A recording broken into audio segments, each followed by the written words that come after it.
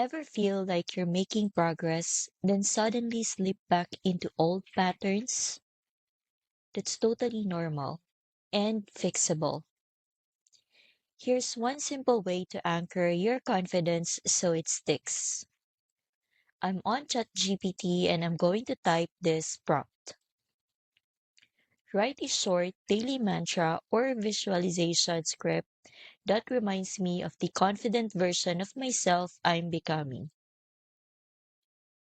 You can add a few personal details like how you want to show up, what you have overcome, or the future you are working toward. Now I hit enter,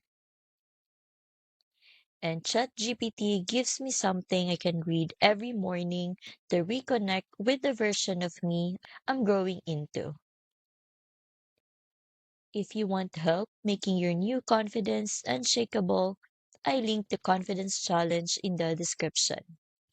Step 4 is all about anchoring the progress you've made, so you never go back to the old you. You'll use guided tools and reinforcement techniques to stay grounded in your story. Try the prompt, and when you're ready to lock in your growth, check out the challenge I linked down below.